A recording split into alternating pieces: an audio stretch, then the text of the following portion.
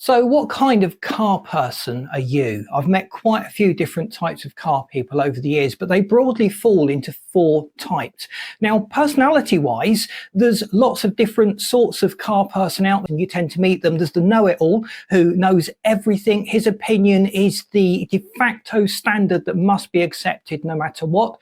And he tends to belittle others. He will point out that the wrong term has been used, basically do anything to make themselves look more important. You've got the absolute beginner who doesn't know very much. They've got a little bit of knowledge. Maybe they've been reading stuff on websites, on forums or magazines, and they really want to get into the car scene. They're there to learn and get more information from the other enthusiasts that are there. And you've got many friendly people who willingly share their knowledge, help others to understand, will engage in conversation and really develop their own knowledge and understanding of a car or a specific engine. Now, those personality types don't always correlate to owner types. So we're going to be discussing the types of owner in this video. Let me know in the comments what type of owner you are, because that'll help me to tailor future video content to suit you. Please, can you just boot that like button, because that really does help us to get out there. We're a small channel and it really does help if you just do that. So despite those personality types, we basically see 4 types of car owner. So the first is someone who just wants to get into a car and drive it. They don't want to mess around with it. Servicing, what's that? If the car was designed properly, it shouldn't need servicing. And basically they'll run the car into the ground, and then when it dies, they'll go out and replace it with another car. So they neglect their car and they really just want to get in and drive the car. The second type of car owner is fastidious when it comes to maintaining their car. They send the oil off for analysis regularly. They change it every few months or every few thousand miles. They really do keep on top of everything, and every little squeak or rattle that develops, they'll get in there to discern the cause of that annoying squeak or rattle and just make sure that the car is as perfect as it can be. When they get car parts, they get the very best of the best. If an F1 team are using it, they want to use it on their car. They really do want to spend top money on top parts to keep their car as perfect and as best performing as possible. Then you've got the more everyday, slightly cautious approach. The mentality is if you look after your car will look after you. So they'll tend to service it more regularly than the manufacturer specifies. And when they buy parts, they always try and buy good quality parts. So some might stick with OEM, original equipment manufacturer parts, or the equivalent specifications if they're available, but they'll get good quality parts. They certainly wouldn't want to be buying those cheap knockoff parts that you often get on auction sites. Then the fourth type is the person that's a bit tight with their money. Maybe they genuinely haven't got much money, or maybe they are just a bit tight. So they'll tend to cheap out. They'll push the servicing slightly further than the manufacturer recommends.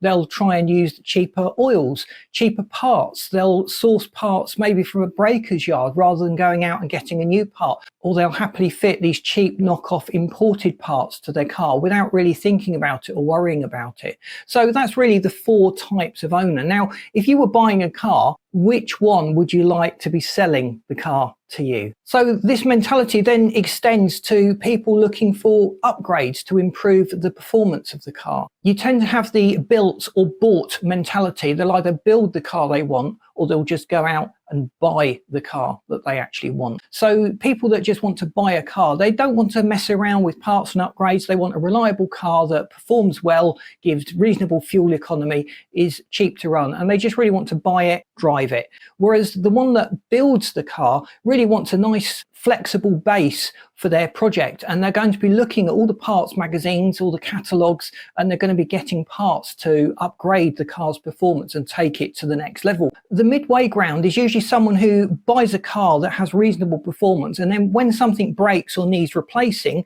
they'll upgrade. So typical things are the brakes and the suspension. So rather than get the standard manufacturer parts, they'll look to the aftermarket and get slightly better performing upgrades or parts to just improve the car's performance or handling in some way. Now, one of the keys, whatever type of driver we are, whatever our approach is to modifying, tuning, upgrading, or just owning a car, buying cheap means you buy twice. Whatever part you're getting, the upshot is that if you cheap out, it's going to come back and bite you. That part's going to fail, or there's going to be a knock-on problem that's created by that part. Buying used parts often only last a short amount of time. You've got to remember that those used parts are used.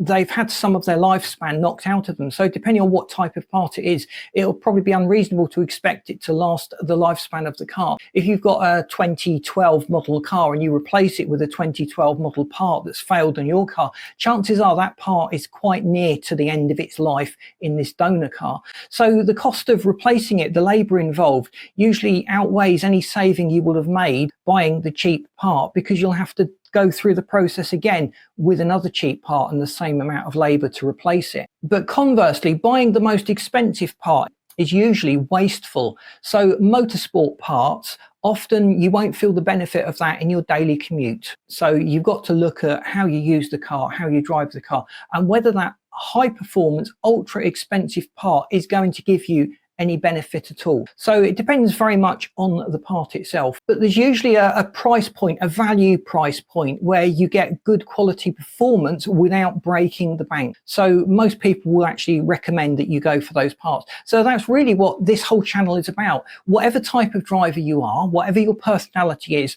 there's a video on here for you. So if you're looking to upgrade the performance of your car, you want to know more about how the car works, specific parts, maybe you've got an annoying problem that you're trying to track down and get to the bottom of, then we've got videos for you on this channel, and please let me know what you would like to see more of so I can tailor future content to suit you. If you haven't subscribed, please do so, because we'd love you to stay tuned and not miss out on all the great content that we've got planned. Let us know in the comments what car you've got as well. Again, that helps me to know what types of video I should be making. Drop us a like, because that really does help us to get out there. And I've lined this video up for you that you should find really interesting. Thanks for watching. See you in this next video.